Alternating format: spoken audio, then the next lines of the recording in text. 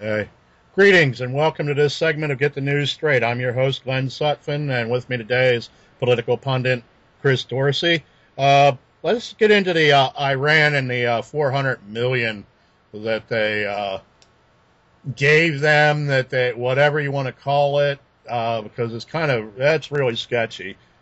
Yeah, okay. Yeah, this is pretty interesting that we're discussing this because we've discussed these Iranian negotiations with the United States and the 5+1 Iran nuclear deal and everything like that. And we've discussed this not only amongst ourselves, but we've gone on Al-Alam television, Press TV, and Al-Atif, and we've discussed these issues with officials from governments all around the world, including Russia, Iran, and numerous different actors, agencies, journalists from all around the world. And now this is becoming an issue in the presidential election. And this involves the $400 million worth of Swiss francs and euros that were sent to Iran by the United States for payment of a decade-long, I should say, decade-old debt. And about the States government stiffing before the revolution, before the 1979 hostage crisis, at one point, I think it was $1 deal. It was either that or a $1.4 billion deal. But anyways, now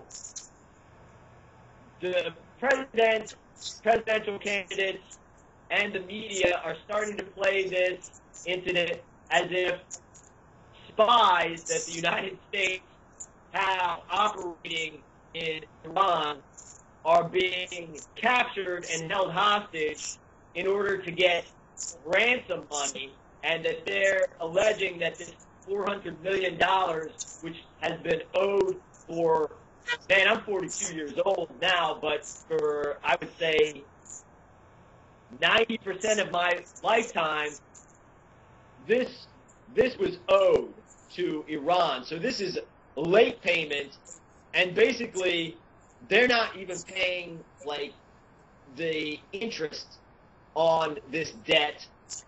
And Iran is saying, okay, well, just this is my take on it. Just give us this money. We don't want any Federal Reserve notes because we know they're worthless. We don't want any U.S. dollars. The same thing. We know they're worthless. What are you going to give us? What can you give us? You're not going to give us gold. Germany is stiffed on gold from you. Give us some Swiss francs, some euros. We'll call it. So what you run Zionist U.S. is taking everybody. So they got to pretend like these spies that are Iran is just releasing. They're releasing these hostages.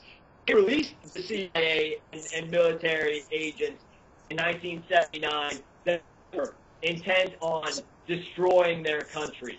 They let them go. They didn't kill them. They didn't torture them to death like the United States and Israel does with their hostages. They let them go.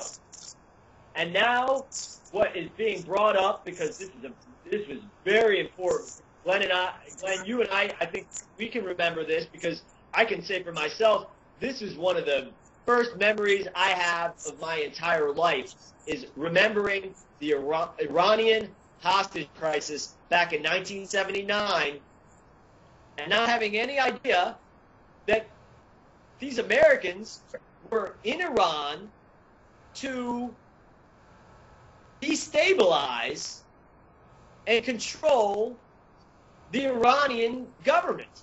So basically, the U.S. is the bad guy in the scenario. The U.S. we can't even send it's not our money, but the U.S. government can't even send their own money to satisfy a debt. They need to get something of slightly more value that's still pretty worthless, but, people still take Swiss francs and euros. I guess they're not taking Federal Reserve notes or U.S. dollars anymore. And they have to bring it up like Iran is taking hostages just so that they can get this $400 million. Now, Iran is owed hundreds of billions of dollars through this P5+1 deal. So the $400 million worth of francs and euros seems to pale in comparison. So why is that what the media's focused on? Because the distraction, we know that. It's a distraction. It's a beard. They focus on that to take your attention away from what else is going on. They make that the 400 million. Oh, look, 400 million, 400 million, 400 million. Don't worry about all the rest of the shit. 400 million, 400 million.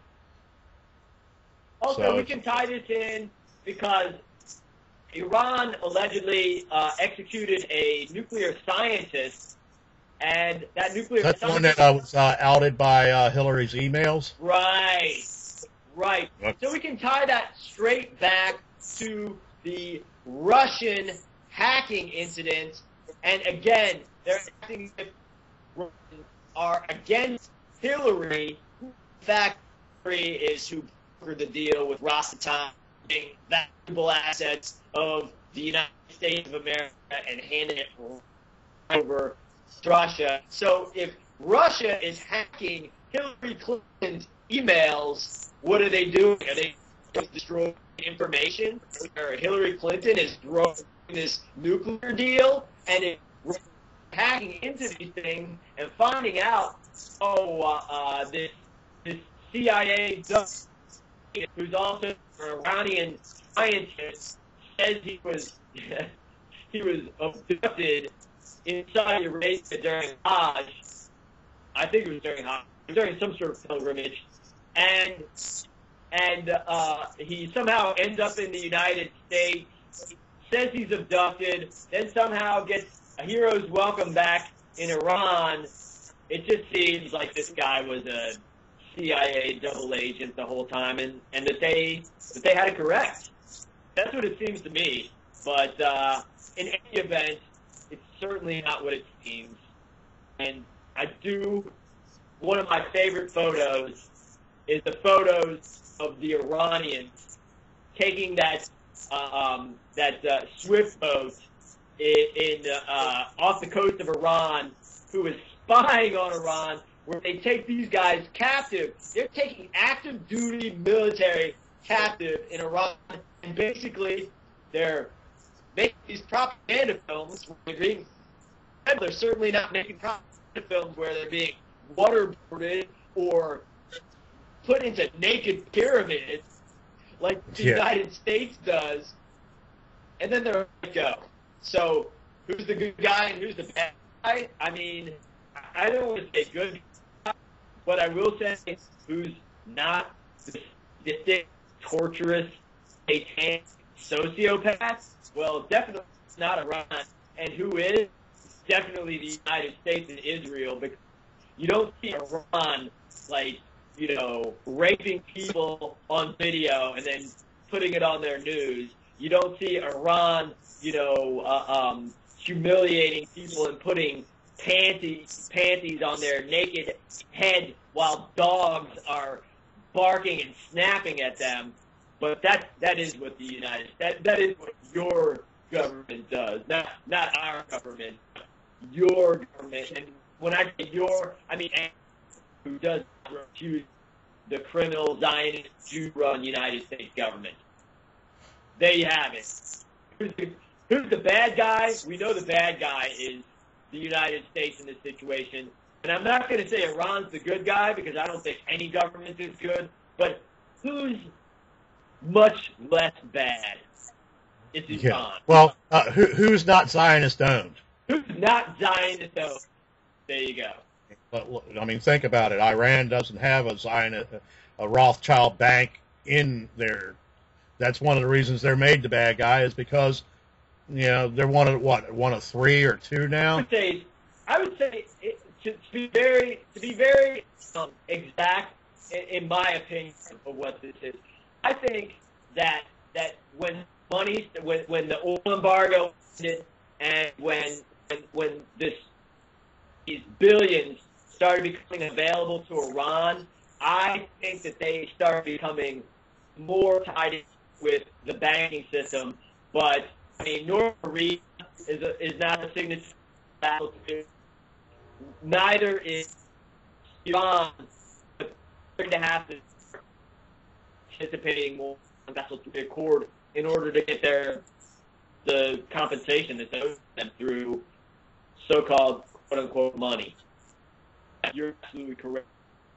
Signatory they don't object to the Bank for International Funds. Yeah, you're breaking up real bad now, man. Okay, and that's it. So I think we'll just end it here then. All right, for this segment, we're out. All right, peace.